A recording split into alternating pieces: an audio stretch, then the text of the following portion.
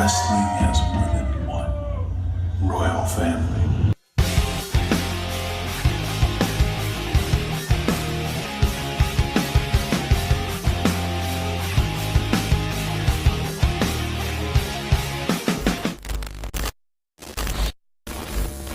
Chaque semaine, quand j'arrive chez moi, le mardi, après-midi à peu près, parce que je finis vers les 15h, du coup, chaque semaine, quand je suis chez moi, quand j'arrive chez moi, j'ai hâte de regarder Raw. Chaque semaine, dès que je commence ma journée le mardi matin, je me dis, ah, j'ai hâte de rentrer chez moi ce soir pour regarder Raw.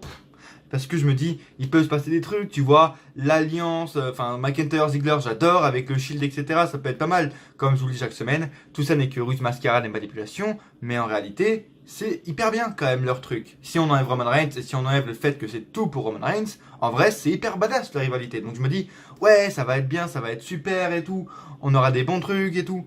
Chaque semaine. Même avant la rentrée et tout, chaque semaine. Et puis chaque semaine, j'arrive chez moi, et puis c'est toujours la même merde. C'est-à-dire que je suis hyper hypé. J'arrive de mon écran qui est là. Tac, je mets Watch Wrestling, gros, tac, tac, tac. Au bout de 5 minutes, je suis sur cette chaise, sur cette propre chaise. Au bout de 5 minutes, je suis comme ça. Sans vous mentir.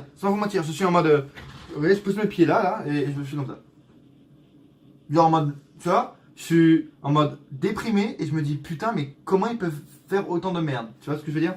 Et ce qui m'est arrivé hier, et c'est la première fois que ça m'arrive vraiment depuis des années, je crois même que ouais, ça m'est très rarement arrivé, je me suis endormi devant Raw. C'est-à-dire que, genre, on commençait à être vers la fin, avant le Elias Finn Balor, juste avant, ça commençait, etc. On était vers voilà, 2h, 2h30 de show.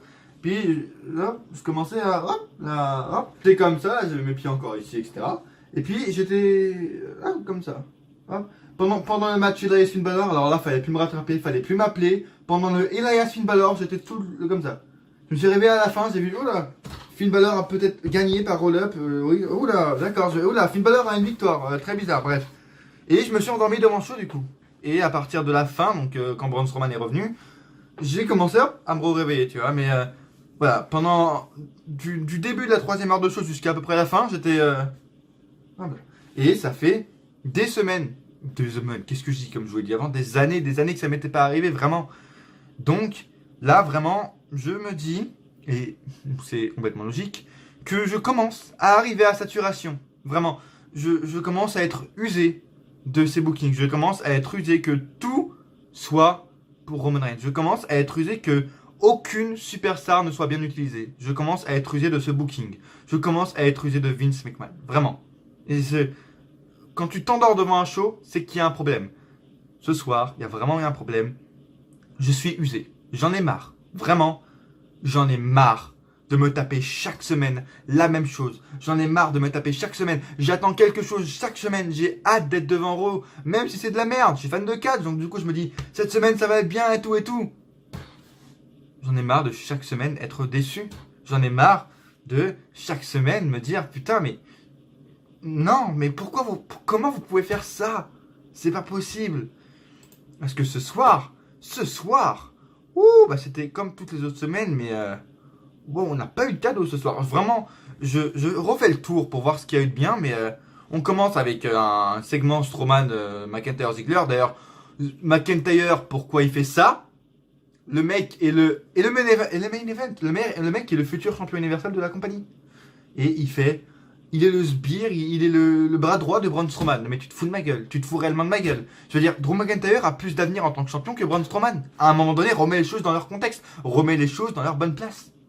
Bref, on a eu Strowman machin, le DBZ, comme je les appelle, DBZ, ils arrivent, ils font machin, Braun Strowman il dit maintenant j'ai mes chiens de guerre également, parce que oui, McIntyre est un chien maintenant, bref. Voilà, t'as le Shield qui arrive, t'as toujours la police qui est là, parce que maintenant la police est partout, c'est Raw et qui est la police, bon bref.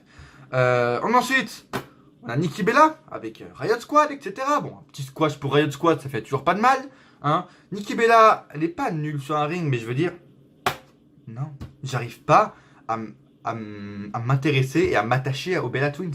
Vraiment, je n'arrive pas. Parce que le problème, c'est que je les compare en fait elles peuvent être comparées aux meufs, tu sais, les meufs populaires de votre lycée, là, de votre collège, toutes les meufs populaires qui font les et ben je les compare à elles, vraiment, Nikki Bella et Pribella, je les compare aux meufs populaires que t'as dans ton lycée. Et je me dis, mais comment des meufs comme ça peuvent s'intéresser au catch et peuvent... Non. Donc j'arrive pas du tout à m'attacher. Les Bella Twins, pourquoi elles sont là? C'est incohérent, c'est incompatible. Les Bella Twins, je vois rien de logique avec elles. Vraiment, c'est... Bref. On a eu quoi ensuite? Ayopi, Drake Maverick qui avait fait... Alors oui, je vais faire devenir Ayopi la plus grande équipe de tous les temps. Et attention, je vais éternuer. Donc du coup, ça va bientôt arriver. Attention, attention, attention. Ah bah non, j'éternue pas. Bon bref. Ça c'est chiant par contre, quand t'as envie d'éternuer et que t'éternues pas. Bref. Et puis, les mecs, ils font ouais, Ayopi, on va les monter. Mec, est-ce que tu comptes réellement faire monter au sommet les Ayopi? Enfin, Ayopi, Authors of Pain, hein, pas Ayopi. Bref, est-ce que tu comptes vraiment les faire monter au sommet en les faisant affronter des jobbers, des lutteurs locaux? Même pas des jobbers, des lutteurs locaux. Qui font à eux deux 90 kilos? Réellement? Est-ce que tu te fous de ma gueule? Enfin, vraiment, incohérence également. Hein. Qu'est-ce qu'on a eu en cours? Drew McIntyre et Dolph Ziggler qui ont leur rematch face au B-Team et B-Team, enfin Ziggler et McIntyre qui en chient face à la B-Team, bref, n'importe quoi. Bobby Roode et Chad Gable. Ouf. Alors ça par contre c'est du lourd. Ça par contre c'est du lourd parce que ça fait quoi? Une semaine que ça a commencé? Ça vient de commencer, ça vient à peine de commencer. J'en peux déjà plus. Dès que je vois Bobby Roode, déjà je me tire les cheveux. Mais Bobby Roode et Chad Gable, ça fait une semaine, je n'en peux déjà plus. Je m'arrache la tête, je n'en peux plus. Je n'en peux plus déjà de les voir alors que ça fait une semaine. Bref, si ça amène pas un hit-turn de Bobby Roode, je veux dire, le mec, il arrive, je me fais voler la victoire par Chad Gable. Ah bah c'est marrant, je ne gagne aucune victoire, c'est pas grâce à moi que mon équipe gagne. Ah, je suis trop content. Rivalité 2K18 avec Alexa Bliss et Ronda Rousey, encore une fois. Bah oui, parce qu'on a eu Natalia et Alicia Fox, on a eu Ronda Rousey contre Alicia Fox, on a eu Alicia Fox contre Natalia, on a eu Ronda Rousey contre Mickie James. Donc du coup, pour finir, en beauté, on devait avoir un match tag team, bien sûr. Voilà, rivalité construction 2K18. Bref, j'ai pas plus de commentaires à faire et vous verrez que dans ma vidéo pronostic, j'aurai pas beaucoup plus de commentaires à faire également. Et on arrive, tac, avec Mick Foley qui a fait la promo de la soirée, et c'est le seul truc que je vais retenir, c'est Mick Foley. Et c'est ce à quoi j'en reviens chaque semaine, c'est que ça fait peur parce que tu dis que la meilleure chose de la semaine, du show, pardon, la meilleure chose du show, c'est un putain de catcheur vétéran qui te fait une promo exceptionnelle que actuellement pratiquement aucun lutteur n'arrive à faire. Et c'est grave. Et c'est ce que je remarquais, et c'est ce que je remarque depuis quelques semaines, quelques mois, c'est que oui, il n'arrive plus à construire de vrais superstars. Et dès qu'il n'y a pas des superstars vétérans comme les Mick Foley, comme les Triple H, comme des Undertaker, comme des Trish Stratus, personne ne s'intéresse aux superstars actuels et personne ne s'intéresse au show. C'est grave. Vraiment, c'est grave. Ils n'arrivent plus, ils ne savent plus, ils ne veulent plus construire des superstars. C'est grave de se dire que si t'as pas un vétéran, t'arrives pas à te hyper et t'arrives pas à rester collé devant le show. C'est grave quand même. Parce que je veux dire, ils ont le meilleur roster. Ils ont le meilleur roster, la WWE, qu'ils n'ont jamais eu. Et ils n'arrivent pas à hyper le public sans des Mick Foley, sans des Triple H, sans des Shawn Michaels, sans des Undertaker. On est en 2018. 2018, Mick Foley. Hein, voilà. C'est grave. Vraiment, c'est grave. Et Mick Foley, vraiment bravo à lui. Ça fait longtemps qu'il n'avait pas fait une vraie promo, entre guillemets. Et il nous a sorti une promo ce soir. Le mec n'a rien perdu. Voilà, c'est simple. Le mec n'a absolument rien perdu. Depuis 20 ans, voilà. Le mec n'a absolument rien perdu au niveau des promos, tout simplement. Par contre, il avait l'air très fatigué. C'est ce que j'ai remarqué. Il avait quand même assez... Je sais pas si vous l'avez remarqué, mais c'est peut-être que c'est comme moi, mais il avait quand même l'air un peu fatigué. Vraiment, je sais pas s'il a subi une opération il n'y a pas longtemps, mais bref.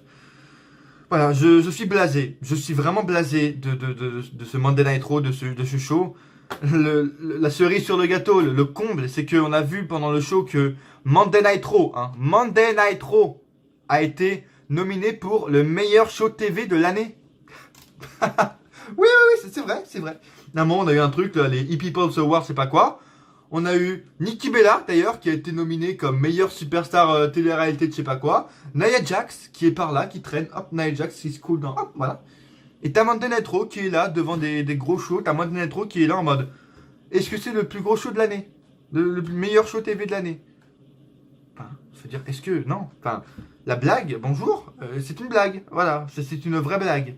Enfin, c'est votre pire show, les gars. Je comprends. Bref. C'était Monday Night Raw, les amis. J'espère que vous allez bien. Darren Ennis Catch ici pour vous dire son avis sur Monday Night Raw comme je fais depuis quelques semaines. Vidéo pronostic de Hell in a Cell qui sort jeudi ou vendredi si elle veut bien upload parce qu'actuellement c'est une troisième tentative sur mon Sony Vegas. Actuellement elle est en train de faire le rendu une troisième fois parce que déjà 2 fois ça n'a pas marché. Donc bref, normalement elle sortira soit jeudi soir, soit vendredi soir. Donc suivez-moi sur les réseaux sociaux qui sont juste là, juste en bas. C'est très important. Every Catch qui est sorti où je parlais de Shawn Michaels, du Rock, de Matt Hardy, nouveau General Manager de 205 Live peut-être. Donc bref, allez voir ma vidéo Every Catch si vous l'avez toujours pas vu. Il y a beaucoup de délire, hein. Il y a beaucoup de délire avec ça, avec plein de choses. Allez voir mon Every Catch, c'était assez marrant je trouve. Et en plus j'ai fait du montage, pour une fois j'ai fait des cuts. C'est très rare que j'en fasse dans l'Every Catch, mais bref. J'espère que vous allez bien les amis, j'espère que votre semaine, votre début de semaine se passe plutôt bien. Pour moi écoutez, ça se passe plutôt bien, hein. Jusqu'à Raw, en fait, jusqu'à hier soir, ça se passait plutôt bien. Et puis voilà, j'ai vu Raw, et puis ça y est, la déprime recommence, quoi. Bref. Dites-moi votre avis dans les commentaires, parce que votre avis m'intéresse, je vous le redis encore une fois. Je ne veux que ça, je veux une communauté. Donc votre avis m'intéresse. Merci à tous les personnes qui laissent des gentils commentaires, tout simplement. Ça me fait extrêmement plaisir. Laissez un pouce bleu, voilà. C'est le plus important, évidemment. Un pouce bleu si vous aimez ce que vous voyez. Et puis on va commencer parce que je n'ai plus que 25 minutes. 25 minutes de place sur mon ordi. Et ça prend longtemps de critiquer Raw. Oui, ça prend longtemps, malheureusement. Bref, on va commencer très vite. Cette semaine, on était à la Nouvelle-Orléans, tout simplement. C'était le Go Home Show. Hein, by the way, juste comme ça. C'était le Go Home Show pour Hell in a Cell. Voilà. Est-ce que vous avez été hypé pour Hell in a Cell par ce show? Est-ce que ça vous a donné un hype pour Hell in a Cell? Je ne sais pas. Voilà. Je n'ai pas parlé 10 ans de Roman Reigns d'ailleurs dans cette intro parce que voilà, j'ai pas envie de faire comme les autres youtubeurs, machin. Je n'ai pas parlé 15 ans de Roman Reigns pour parler de Roman Reigns, tu vois, donc bref. Il sera dans la miniature normalement parce que Roman Reigns Roman Reigns, Raw égale Roman Reigns, tout simplement, donc bref. Peut-être qu'il sera dans la miniature, il y a 80% de chances qu'il soit dans la miniature, bref. Les commentateurs, étaient Michael Cole, Corey Graves et Renee Young qui, oh my god, for the first time ever,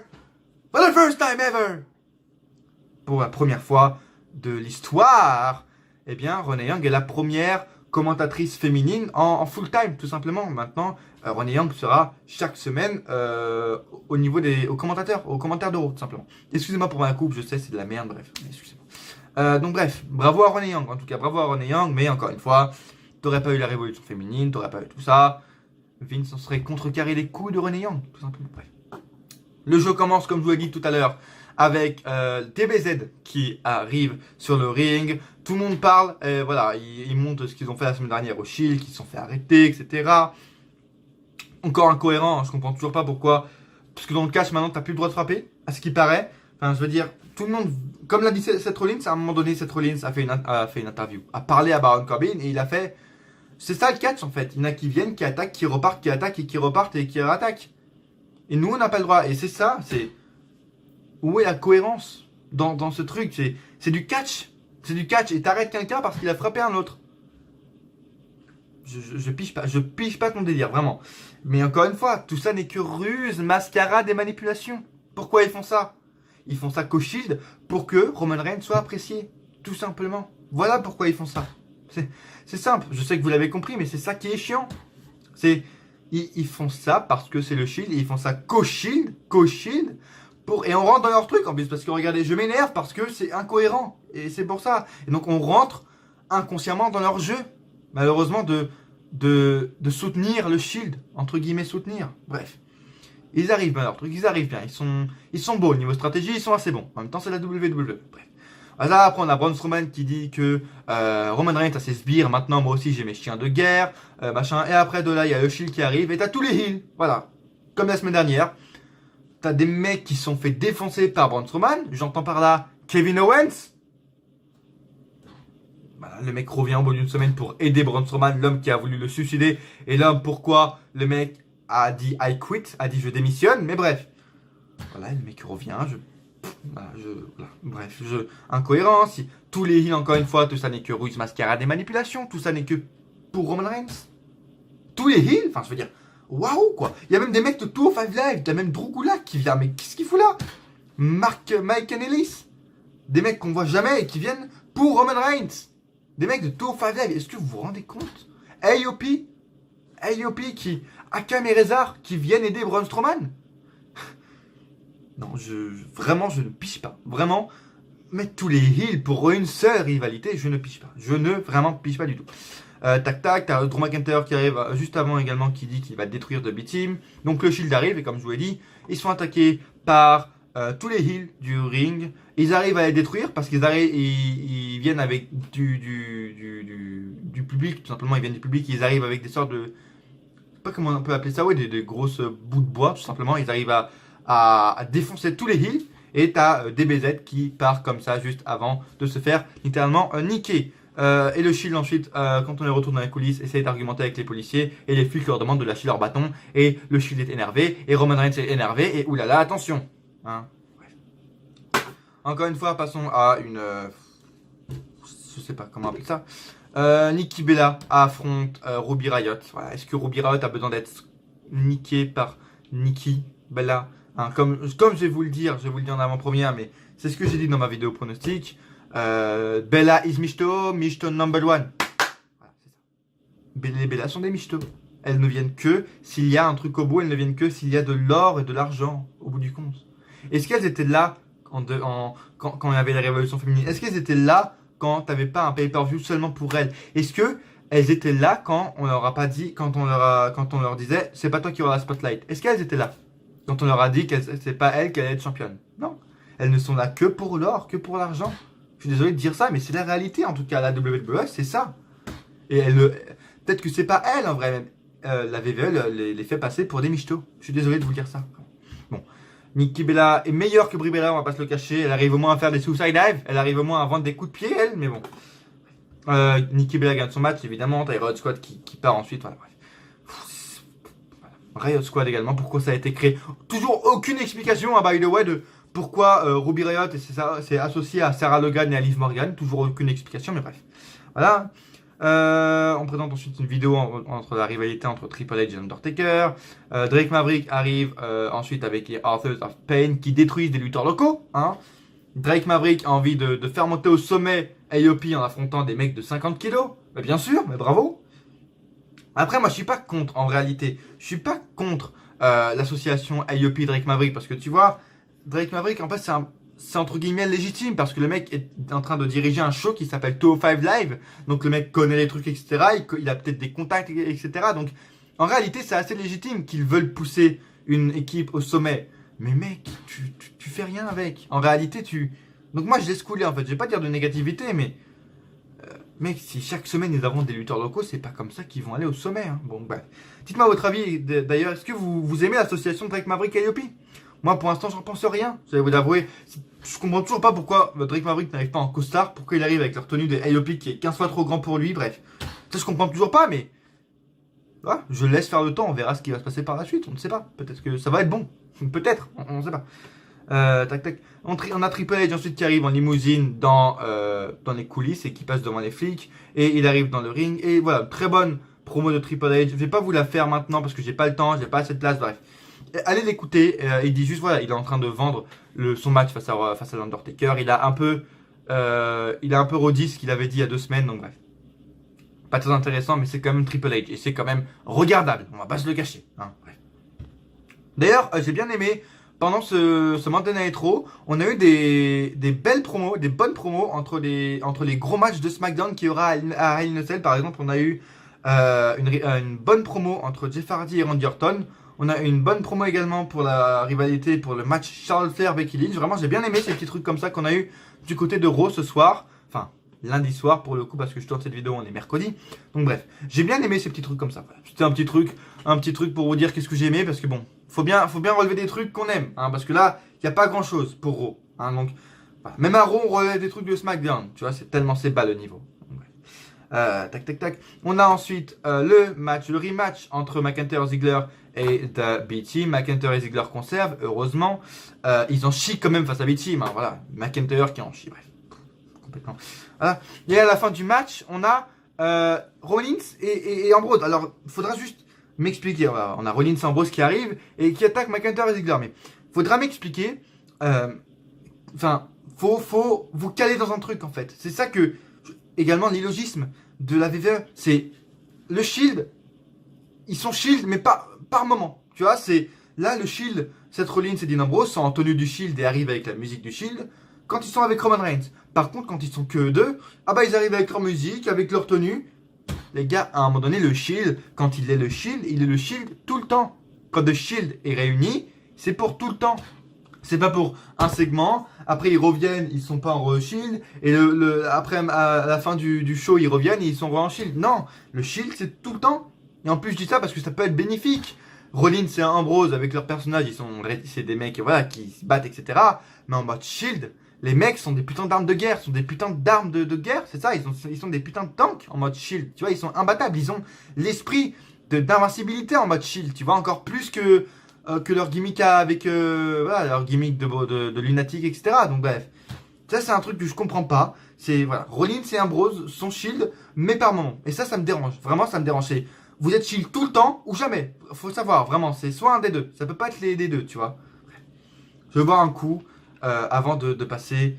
Qu'est-ce qu'on a ensuite? Oui, le segment avec Rollins qui dit simplement la vérité à Baron Corbin.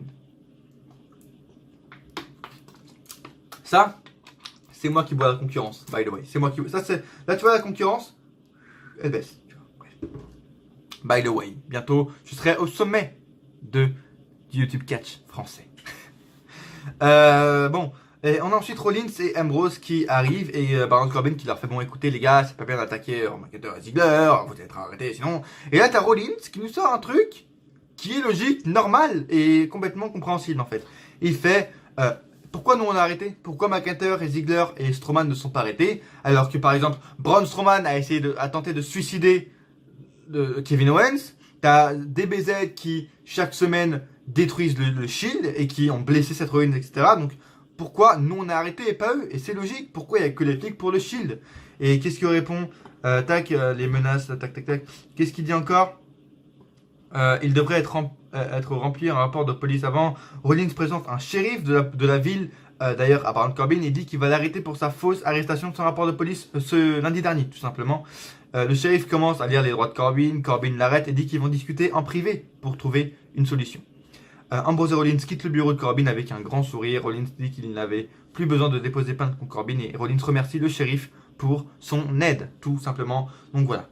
Un segment encore qui ne sert pas à grand chose, mais Rollins a dit la vérité, c'est pourquoi ils sont arrêtés. Voilà, c'est du catch en fait, c'est du catch. D'ailleurs, Baron Corbin, je l'aime bien. Vraiment, au niveau de GM, ça passe parce que c'est plus bordélique, enfin, il y a plus de carnage, il y a plus de brutalité à Raw en ce moment quand il y a Baron Corbin en GM que quand il y avait Kurt Angle. Et Raw, si tu traduis brutement, enfin, si tu traduis, voilà, ça veut dire brut en réalité. Si tu traduis de la base Raw, ça veut dire brut. Et là, on a plein de brutalité, etc. Et c'est hyper bien. Donc bref.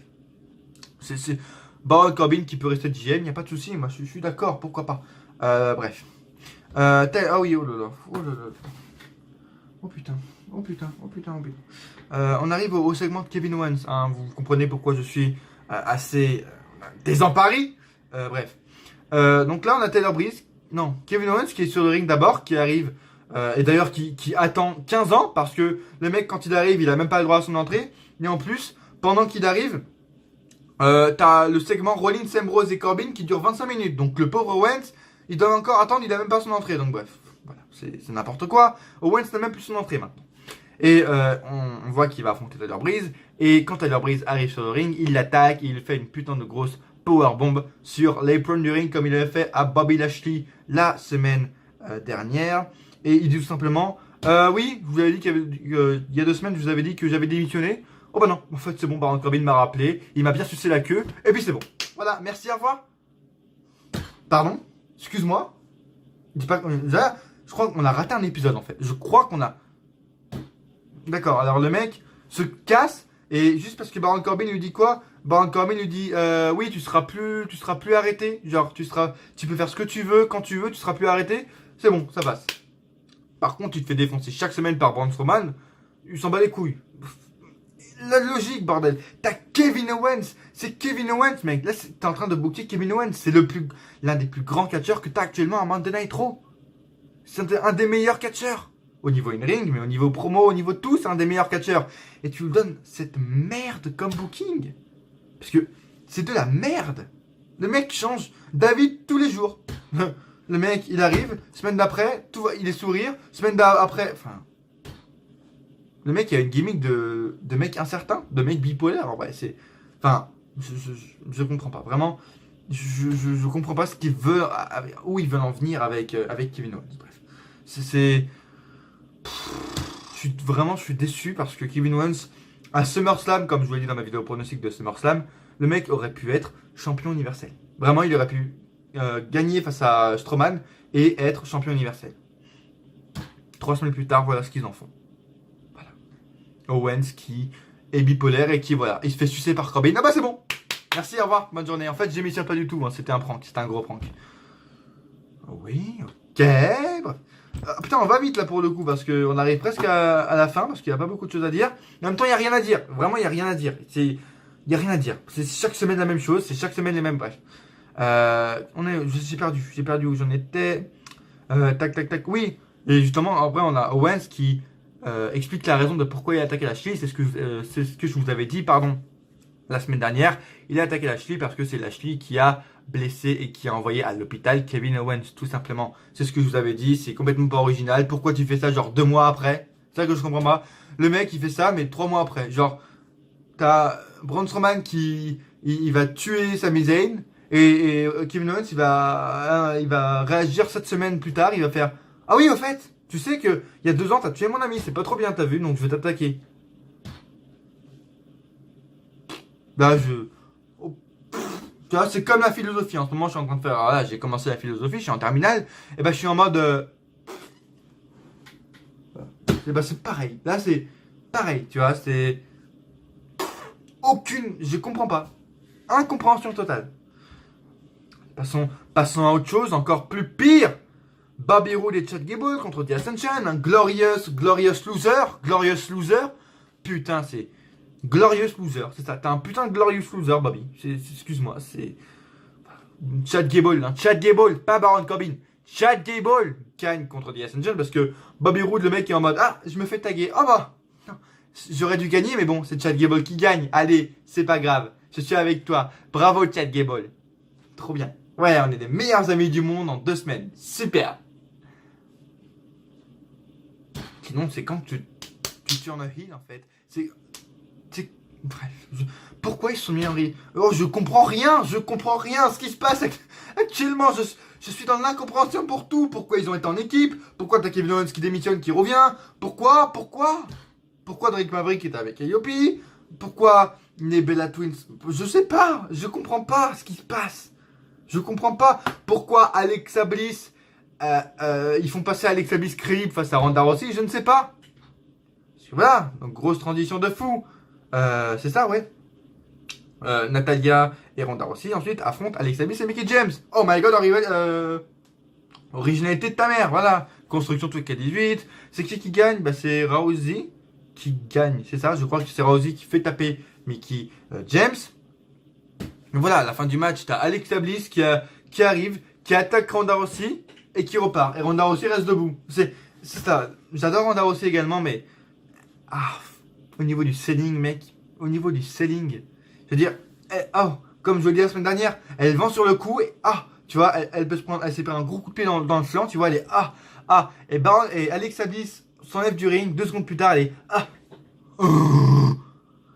faut savoir dans quel état t'es, tu vois, faut savoir quel sentiment tu ressens, quelle émotion tu ressens. As-tu mal, as-tu pas mal, il faut savoir. Et elle fait ça, et après, 3 secondes plus tard, quand t'as Alexa Bliss qui est en train de repartir, elle est comme ça, et après elle redevient il faut savoir dans quel état tu es, Ronda Rousey. Il faut savoir.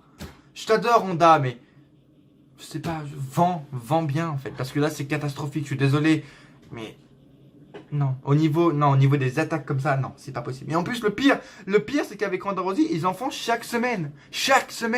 Donc, D'ailleurs, Alicia Fox, by the way, qui est moche. Vraiment, Je suis désolé de vous le dire, mais Alicia Fox, on dirait une mocheté. Je suis désolé, vraiment. Alicia Fox, c'est pas du tout mon truc. Bref. Là, Alicia Fox, en plus, elle a des robes. Est-ce que vous avez vu les trucs qu'elle porte? Je veux dire, c'est quoi? C'est quoi? C'est censé être quoi? C'est une robe, c'est une tenue, c'est un vêtement, c'est quoi? C'est une poubelle? Je comprends pas. Je comprends pas. Dites-moi dans les commentaires si vous savez ce que c'est ce qu'elle a porté Alicia Fox. Bref, j'ai pas compris ce qu'elle a porté moi. Tac tac tac, on arrive. Un membre de l'équipe technique offre un café à Elias, mais il le refuse, c'est vrai, oui, ouais. Et ensuite, t'as Braun Strowman. D'ailleurs, Braun Strowman, depuis tout le show, il a fait chaque seconde. Le mec, il était dans les coulisses, il faisait Where is Roman? I'm not finished with you. Mais c'était bien.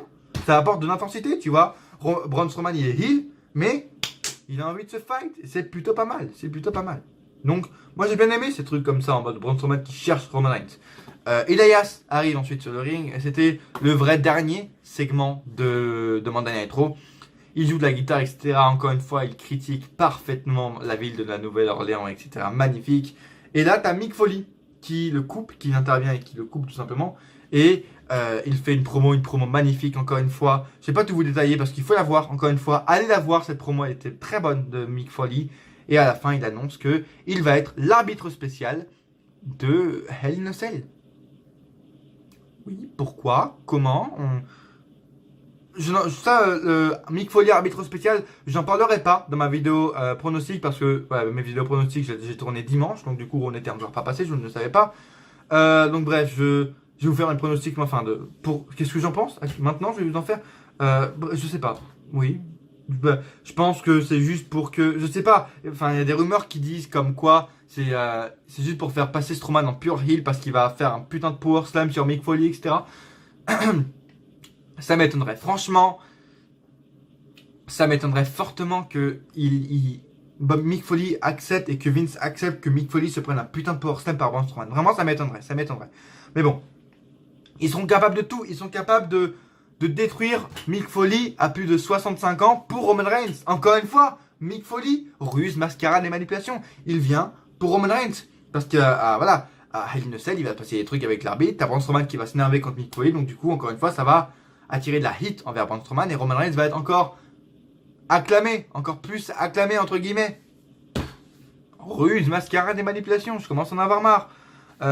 Et voilà, by the way, également, pendant la promo, t'as Mick Foley qui a vendu cette décision d'être arbitre spécial pour rendre honneur tout simplement et pour honorer le match qu'ils ont eu en 98 avec l'Undertaker. C'était c'était pas le tout premier Hell in a Cell parce que le tout premier Hell in a Cell était avec Shawn Michaels et l'Undertaker, mais voilà, ça fait 20 ans que le match entre Undertaker, le fameux Undertaker Mick Foley à King of the Ring 98 s'est déroulé, donc du coup il vend ça comme c'est pour ça qu'il est arbitre spécial tout simplement. Bref. Et enfin on a eu ensuite Finn Balor qui est arrivé. Et on a eu Elias Finn Balor. Voilà, c'était pas mal. Même si je me suis endormi. Moi, 3/4 du match, j'étais en mode comme ça. J'étais endormi, tu vois, comme ça. De ce que j'ai pu en voir, c'était plutôt pas mal. Et Finn Balor gagne avec un roll-up. Donc, comme je vous l'ai dit depuis la semaine dernière, Finn Balor est le bouche-trou officiel. Mais le bouche-trou officiel. La semaine dernière, Vince s'est dit, oh allez, on a besoin d'un gars là que Braun Strowman défonce à la fin du show pour qu'ensuite le Shield se ramène. Finn Balor, tiens. Finn Balor, viens ici, viens te faire défoncer par Braun Strowman en main event de Monday Night Raw, s'il te plaît. Sans te défendre, parce que sinon c'est pas drôle. Et là, ce soir, allez, on a besoin de quelqu'un qui affronte Elias et qui en chie. Tiens, Finn Balor, viens, s'il te plaît, Finn Balor, et fais-toi défoncer et vole la victoire, hein, parce que t'es un face, donc vole la victoire à Elias, s'il te plaît, ce serait sympa. Finn Balor est le bouche-trou. En plus d'être la pub officielle pour Signal, le mec est le bouche-trou officiel de Raw. Sa gimmick, c'est de. Bref, je sais même pas ce que c'est. D'ailleurs, après le match, on a un truc assez chelou avec Bobby Lashley qui est en train de s'entraîner à la muscu, à la salle tout simplement. Et là, t'as Lio Rush qui arrive. Bobby Lashley est bipolaire également parce que Lio Rush est en train de le motiver, etc. Lashley est énervé en mode qu'est-ce que tu fais là? Et Lio Rush répond je te motive, mec. Et Bobby Lashley il fait ah? Bah, continue, s'il te plaît. Bipolaire, tout Raw, Monday Night Raw est bipolaire, tout le roster de Monday Night Raw est bipolaire. Kevin Owens, Finn Balor, Bobby Lashley qui d'une seconde à l'autre fait, enfin Ronda Rousey c'est Ronda Rousey 2.0. Donc Bobby Lashley, Lio Rush peut-être en association, je ne sais pas. Est-ce que c'était pour un segment? Est-ce que Lio Rush va être le nouveau le Drake Maverick de Bobby Lashley, je ne sais pas. Mais bref, on va voir ce qui se passe dans la suite. On va pas critiquer maintenant. Et à la fin, t'as Braun Strowman qui arrive sur le ring et qui est interviewé par Shai Caruso et demande à Shai Caruso est-ce qu'il sait où est Roman Reigns, tout simplement. Shai Caruso répond que non. Braun Strowman traite Roman Reigns de lâche, etc. Et à la fin, Roman Reigns se ramène et fait passer Braun Strowman à travers le sol. Mais bien sûr, qu'est-ce qui... Putain, mais quand t'as Braun Strowman et Roman Reigns, ils n'ont plus de limite. C'est incroyable. Est-ce que vous en rappelez, en 2017, t'avais Braun Strowman qui soulevait des ambulances et qui soulevait des camions. T'avais Braun Strowman qui se faisait écraser par Roman Reigns avec une ambulance. Quand t'as Roman Reigns et Braun Strowman en rivalité, Vince n'a plus aucune limite. C'est incroyable. Demain, ils vont faire quoi? T'as Braun Strowman qui va aller dans l'espace et qui va retourner la Terre. Il va l'écraser, Demain, t'as Braun Strowman qui va soulever un immeuble. Je sais pas. Qu'est-ce qu'il va faire demain? Il va soulever le ring. Je sens, la semaine prochaine, Braun Strowman va soulever le ring. Non, même mieux. Dimanche, à Hell in a Cell, t'as Braun Strowman qui va soulever la cage. Mais ça, j'en suis sûr. Ils n'ont plus de limites. Avec Braun Strowman et Roman Reigns, ils n'ont plus de limites. Donc bref, ce soir, Braun Strowman passe à travers le sol à cause de Roman Reigns. Voilà, tout à fait normal. Et Roman Reigns, vaillant comme il est, à la fin du match, à la fin de la fight, il arrive à se soulever pour célébrer avec son titre. Oh là là, qu'est-ce qu'il est fort ce Roman Reigns. Qu'est-ce qu'il est fort et musclé. Qu'est-ce qu'il est fort ce Roman Reigns. Je ne sais pas ce qu'il faut faire pour sauver le show, mais bon. C'était votre Monday Night Raw, les amis. J'espère que cette review vous aura plu. J'espère que vous n'avez pas fait trop attention à ma putain de coupe de cheveux qui est dégueulasse. Je suis désolé encore une fois, mais bon, il fait 30 degrés, j'arrive plus à me coiffer. Bref, c'est n'importe quoi. Laissez un pouce bleu, très important si vous avez aimé la review. Partagez un maximum la vidéo, c'est très important également parce que c'est pour me faire connaître et pour agrandir ma communauté. Dites-moi dans les commentaires ce que vous avez pensé de Monday Night Raw parce que votre avis m'intéresse tout simplement. Abonnez-vous si ce n'est pas déjà fait. Road to 250 abonnés comme je vous l'ai dit. Et merci à tous ceux qui me suivent. Et à coup sûr, on se retrouve dans une prochaine vidéo. Ou pas.